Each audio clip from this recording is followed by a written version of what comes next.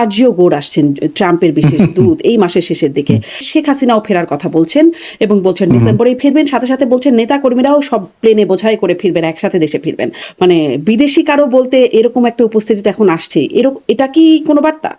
America যদি চায় তাহলে হয়তো শেখ হাসিনা ফিরতে পারবে। আমেরিকার জন্য এটা একটা সাকসেস। শেখ হাসিনাকে ফিরিয়ে নেওয়া এবং আওয়ামী লীগকে রাজনীতির মাঠে ফিরিয়ে নেওয়া, তাহলে কি গোর এই ভারত সরকারের কাছ থেকে হাসিনার বিষয়ে কোনো বার্তা নিয়ে আসছে কিনা? এটা হতেও পারে, না হতে পারে। না, একেবারে উড়িয়েও দেওয়া যায় না, আবার হলফ করে বলাও যায় না। কারণ হচ্ছে যে বাংলাদেশ এখন চীনের সাথে একটা নতুন করে একটা ঘনিষ্ঠ সম্পর্ক আগেও ছিল, কিন্তু এখন আরো জোরদার করার চেষ্টা করছে। সেটা আবার ট্রাম্প প্রশাসন কিভাবে দেখছে না দেখছে সেটারও একটা বিষয়। আবার ট্রাম্প প্রশাসন চায় ভারতের সাথে একটা ভালো সম্পর্ক রাখতে, আবার বাংলাদেশের সাথে ভারতের সম্পর্ক প্রায় নাই বললেই চলে। এখনো ওই ইউনূস সরকার আমলে যে সম্পর্ক ভেঙে গিয়েছিল সেটা পুনরায় মেরামত করা হয়নি।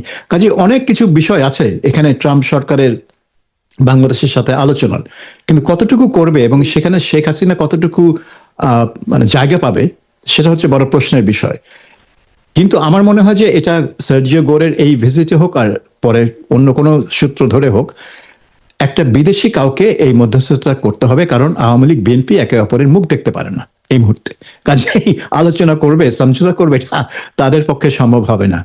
এবং এই এই মানে বিদেশি পক্ষ বলতে আপনি ভারতকে বলতে পারেন, যুক্তরাষ্ট্রকে বলতে পারেন, বা কোনো একটা পক্ষ এখানে মধ্যস্থতা করবে। কিন্তু আমার মনে হয় না এই মধ্যস্থতা প্রকাশ্যে হবে, জনসমক্ষে হবে, কারণ দুজনের কেউই স্বীকার করবে না যে আদৌ কোনো আলোচনা হচ্ছে। এবং আপনি খেয়াল করবেন যে ভারতের নতুন হাই কমিশনার দীনেশ ত্রিবেদী যেদিন নিযুক্ত হলেন, সেদিনই কিন্তু তিনি সার্জি গোর তাকে একটা অভিনন্দন করে এক্সে একটা পোস্ট দিয়েছিলেন। এখন এটা খুব বিরল একটা ঘটনা যে আমি হচ্ছি এই দেশে অ্যাম্বাসেডর, সেই দেশের অ্যাম্বাসেডর আরেক দেশে, তাকে আমি কেন অভিনন্দন করতে যাব? আমার কি এখানে? সো আমার মনে হয় যে ত্রিবেদীর সাথে তার একটা সম্পর্ক আছে, এটা বন্ধুত্বপূর্ণ সম্পর্ক হোক, কাজের ক্ষেত্রে সম্পর্ক হোক। বাট গোর এবং ত্রিবেদী অনেক বয়স্ক, তার বোধহয় বয়স 75-এর কোঠায়, সার্জিও গোর বোধহয় 40 এরকম কিছু হবে। কিন্তু আমার মনে হয় তাদের মধ্যে কিছু যোগাযোগ আছে। এবং আমি শুনলাম যে গোর যখন ঢাকায় থাকবেন তখন তিনি ত্রিবেদীর সাথে দেখাও করবেন, বা ত্রিবেদী তার সাথে দেখা করবে। কারণ সম্পর্কটা হবে এরকম, কারণ তিনি সিনিয়র, তার পজিশনটা যেহেতু তিনি পুরো দক্ষিণ এশিয়ার জন্য আমেরিকান এনভয়, ত্রিবেদী তার সাথে দেখা করবেন। তো এটাও একটা স্ট্রেঞ্জ ব্যাপার যে আমেরিকার দূত আসছে ঢাকায় বাংলাদেশের সাথে বাইল্যাটারাল বিষয়ে আলাপ করার জন্য, সেখানে ভারতীয় হাই কমিশনার কেন তার সাথে দেখা করবে? কাজে এইসবের অনেক গুজব, জল্পনা কল্পনার ডানাপালা মেলা শুরু করে দেয় যখন এসব ঘটে। রাজনৈতিক বাস্তবতা আবারও এই সরকার মাত্র 4-5 মাস গেছে, তাদের পাল্লাটা ওরকম আপনি মেপে দেখলেন, বললেন যে কি অবস্থা। সেই মানে রাজনৈতিক বাস্তবতার মধ্যে মনে হয় যে সত্যি সত্যি ডিসেম্বরে শেখ হাসিনা এরকম দলবল নিয়ে ফিরতে পারবেন, সেই বাস্তবতা আছে? উনি বলছেন ডিসেম্বরে ফিরবেন, তো 5 মাস। তো আপনি জানেন একটা কথা আছে যে রাজনীতিতে এক সপ্তাহই অনেক দীর্ঘ সময়, 5 মাস তো মানে অনেক অনেক লম্বা সময়। কাজে এই 5 মাসে কি হয় এটা বলতে পারবেন না। এই মুহূর্তে সরকার থেকে বলা হচ্ছে যে প্রথমে তো একেবারে ডিনাই করা হচ্ছিল যে তিনি কি বলছেন না বলছেন আমার আমলেই নিতে চায় না, তিনি প্রাসঙ্গিক না, তিনি অতীত হয়ে গেছেন। তারপরে তারা মানে মোটামুটি এসে বলছেন যে তিনি আসলে তাকে গ্রেফতার করা হবে, তাকে আত্মসমর্পণ করার সুযোগ দেওয়া হবে না, গ্রেফতার করার পর তার রায় কার্যকর করা হবে। তারপর বলছেন যে হ্যাঁ, তার যদি আপিল করার সুযোগ থাকে সেটা আইন বলে দিবে। ওনারা এখন আইন প্রক্রিয়ার কথা বলছেন যে শেখ হাসিনা ফিরলে কি প্রক্রিয়া হতে পারে। কাজেই তাদের মাথায় কিন্তু বিষয়টা অলরেডি ঢুকে গেছে যে তিনি ফিরতে পারেন। এখন ফিরবেন কি না সেটা তো পরের কথা, কিন্তু সরকারের যারা এখন দায়িত্বশীল ব্যক্তি মন্তব্য করছেন তারা কিন্তু এমনভাবে কথা বলছেন যে ফেরাটা একেবারে অসম্ভব ব্যাপার না বা অকল্পনীয় ব্যাপার না। এখন আজকে থেকে 5 ডিসেম্বর এই সময়ের মধ্যে কি হবে, একটা আলোচনা হতে হবে।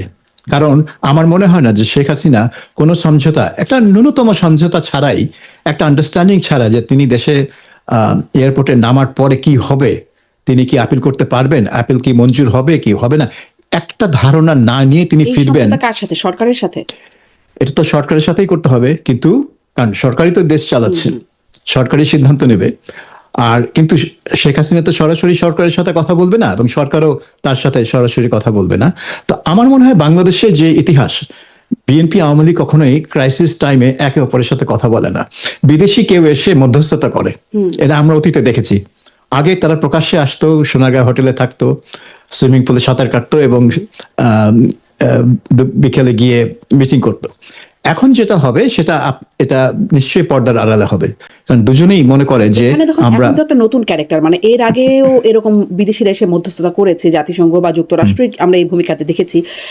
এখন জামাতে ইসলামী একটা বড় ক্যারেক্টার যারা বিরোধী দলে আছে, ফলে তারা আসলে কি তাদের কতটুকু প্রভাব, তারা নিশ্চয়ই কোনোভাবেই চাইবে না যে আওয়ামী লীগ কোনোভাবেই ব্যাক করতে পারুক, সো তারা কিরকম প্রভাব ফেলবে? শুধু জামাত ইসলামী না, এনসিপির কথা ধরেন, তারা তো এটা তো জোট, আরো একটা ঘোরতর জোটের মধ্যে তো বলছি আর কি। হ্যাঁ। আরো ঘোরতর বিরোধী। কারণ এই ক্ষেত্রে কিন্তু আপনি জোট ফোট দেখবেন না, এনসিপি নিজের থেকে চলবে, জামাত নিজের থেকে চলবে, কিন্তু তাদের অবস্থান একই হবে। তারা বিএনপি সরকারের উপর চাপ সৃষ্টি করার চেষ্টা করবে যাতে কোনোভাবেই শেখ হাসিনাকে 1 ইঞ্চি ছাড় না দেওয়া হয়। আপনি দেখেন আন্তর্জাতিক অপরাধ ট্রাইব্যুনালের যে চিফ প্রসিকিউটর, তিনি খুব, আমি দেখলাম তার একটা ক্লিপ, যে মনে হচ্ছে খুব মন খারাপ তার। কারণ তিনি বলছেন যে আমি যে মানে তার নাম যে এটা তার উচিত প্রত্যর্পণ চুক্তির অধীনে বন্দী হিসেবে ফেরা, তিনি স্বেচ্ছায় নিজে নিজে ফিরবেন, এটা তো ঠিক হচ্ছে না। মানে একটু গোসা করেছেন তিনি যে কি হচ্ছে এটা, তিনি কেন একা একা নিজে নিজে ফিরবেন।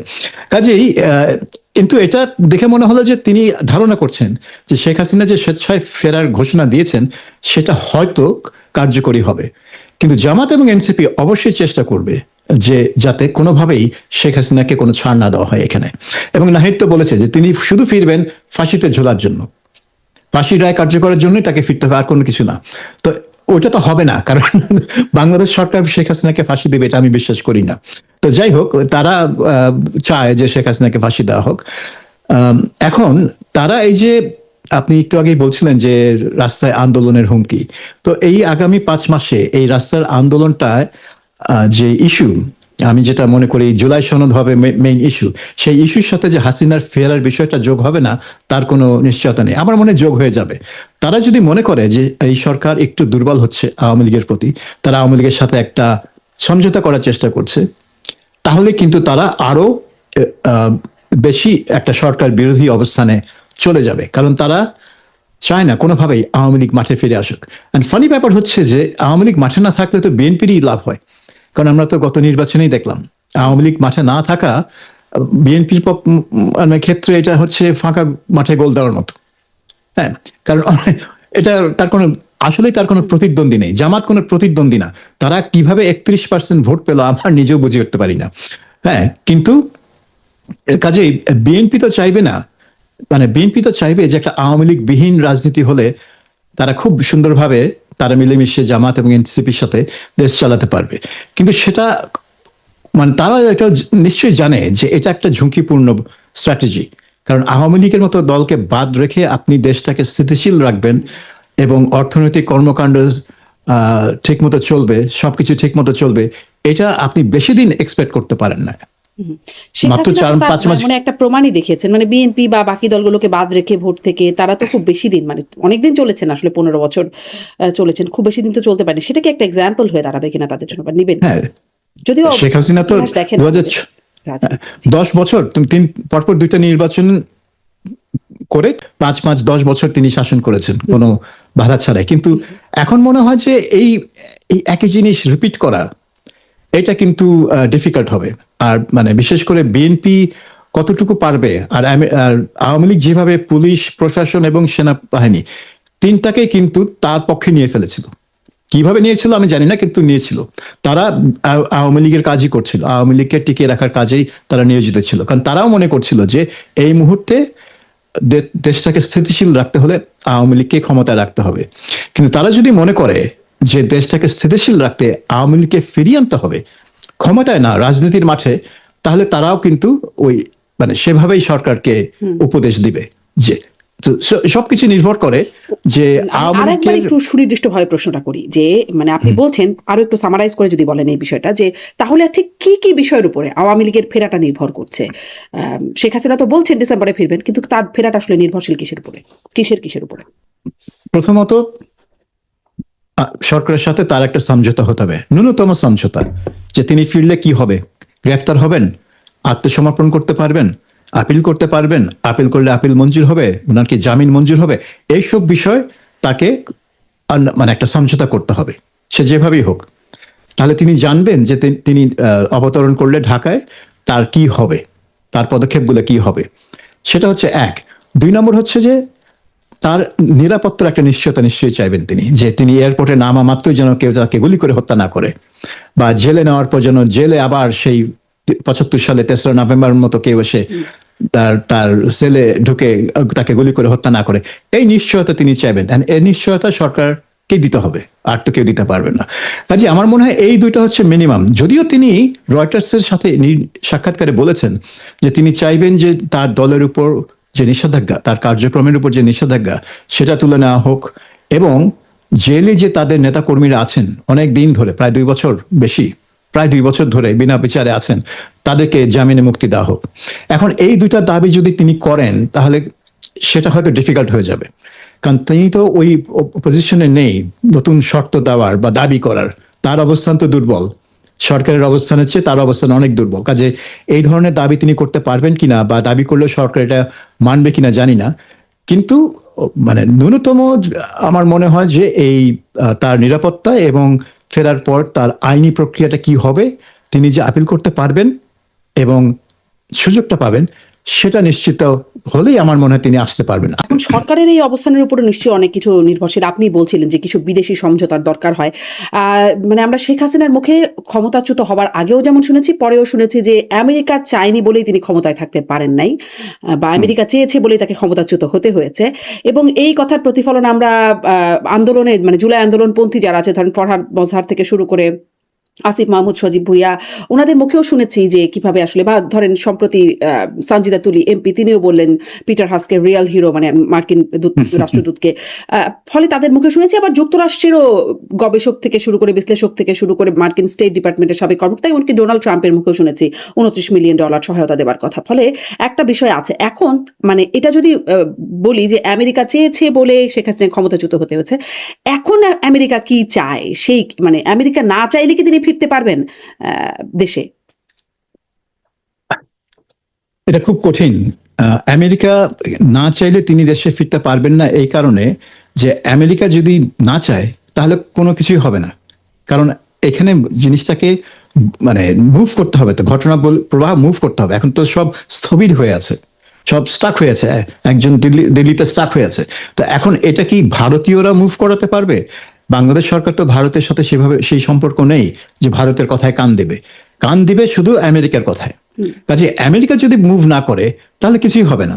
কাজে আমি বলবো না যে আমেরিকা না চাইলে শেখ হাসিনা ফিরবে না, আমি বলবো যে আমেরিকা যদি চায় তাহলে হয়তো শেখ হাসিনা ফিরতে পারবে। আর যদি আমেরিকা কোনো হস্তক্ষেপ না করে তাহলে জিনিসটা স্টাক হয়ে থাকবে, একেবারে স্টাক হয়ে থাকবে।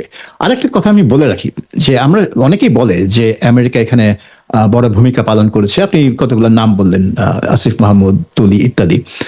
শেখ হাসিনা নিজেও বলেছিল, আপনি বললেন, কিন্তু সম্প্রতি কিন্তু তিনি ওই লাইন থেকে সরে এসেছেন। আপনি যদি তার যে লিখিত যেসব ইন্টারভিউ দিয়েছেন, সেসব ইন্টারভিউতে, যেরকম আমি ওই রাশিয়ান টিভি, সেখানে একটা লিখিত ইন্টারভিউ পড়ছিলাম, সেখানে তো রাশিয়ান টিভিরা জিজ্ঞেস করছিল যে আপনাকে ক্ষমতাচ্যুত করতে আমেরিকার কি ভূমিকা ছিল। তিনি সরাসরি অস্বীকার করলেন। তিনি বলেন না, আমেরিকানরা কোনো আমাকে সরানোর জন্য কোনো ভূমিকা পালন করেনি। কাজেই তিনি ওই লাইন থেকে সরে এসেছেন কেন? কারণ এখন তিনি আবার আমেরিকার সাথে একটা সম্পর্ক তৈরি করতে চান। কাজে আমেরিকাকে গাল দিয়ে বেড়াল তো সেটা হবে না। সবাইকে বলতে হবে যে না না, আমেরিকা আমাকে সরায়নি। কারণ তার আমেরিকাকে এখন প্রয়োজন, শুধু ভারতকে দিয়ে হবে না, আমেরিকাকে প্রয়োজন। আমেরিকা এখন খুবই গুরুত্বপূর্ণ এবং প্রভাবশালী বাংলাদেশে, ভারতের চেয়ে প্রভাবশালী। মানে তার কথায় যে আমেরিকা কিছু করে নাই, এরকম একটা কথায় মানে তাদের প্রতি বা আওয়ামী লীগের প্রতি বায়াসড হবে কেন, বা আওয়ামী লীগের এই সহযোগিতাটা কেন করবে, যেখানে বাংলাদেশের ইউনূস সরকার থেকে শুরু করে বর্তমান সরকার, তাদের যে মার্কিন চুক্তি থেকে শুরু করে, ধরেন মাঝখানেও যে ঘটনাগুলো দেখলাম, সংসদে আমেরিকা ককাস হলো, বা সংসদের দক্ষিণ প্লাজায় ওটা একটা আনুষ্ঠানিকতা, তবুও একটা বার্তা বহন করি বলে অনেকে বলছেন। এই যে বিষয়গুলো হলো, মানে আমেরিকার স্বার্থ তো আমেরিকা মানে রাখতেই পারছে। আমি জিজ্ঞাসা করছিলাম এই প্রশ্নটা যে মার্কিন চুক্তি, বাণিজ্য চুক্তির বিষয়ে ব্যারিস্টার ফুয়াদ এবি পার্টির সাধারণ সম্পাদক তিনি বলছিলেন যে এই চুক্তিটা করতে হয়েছে সবার সম্মতিতেই তো হয়েছে, করতে হয়েছে নির্বাচনটাকে স্বীকৃতি আদায়ের জন্য, এছাড়া কোনো বিকল্প ছিল না। ফলে মানে আমেরিকা তার স্বার্থ উদ্ধারে যা করা দরকার সেটা তারা করছে, বা বাংলাদেশেরও একটা যোগাযোগ তো ভাবে হয়েই যাচ্ছে, বা দুজনেরই স্বার্থ, সরকার বা দলগুলোর স্বার্থ, আমেরিকার স্বার্থ। তাহলে সেক্ষেত্রে কেন আওয়ামী লীগ কেন এখানে কোনো রকম স্কোপ পাবে? আমার মনে হয় না যে ডক্টর ব্যারিস্টার ফুয়াদ যেটা বলেছেন যে নির্বাচনের স্বীকৃতির জন্য বাণিজ্য চুক্তিতে সই করতেছে, আমার মনে হয় এটা একটা বকবাস কথা। আর আরেকটা জিনিস হচ্ছে যে আমেরিকা কেন, মানে সোজা বাংলায় বলতে আমেরিকার কি ঠাকা পড়ছে আওয়ামী লীগকে সাহায্য করার? কোনো ঠাকা পড়ে নেই, কিন্তু আমেরিকা চাইবে যে এখন ভারতের সাথে একটা সম্পর্ক করতে, এবং তারা চাইবে যে ভারত এবং বাংলাদেশের মধ্যে একটা স্থিতিশীল সম্পর্ক হোক। কারণ তারা চাচ্ছে যে চীন যাতে এই অঞ্চলে বেশি দূর অগ্রসর হতে না পারে, এবং সেটার জন্য ভারত এবং বাংলাদেশের মধ্যে একটা স্থিতিশীল এবং ভালো সম্পর্ক প্রয়োজন।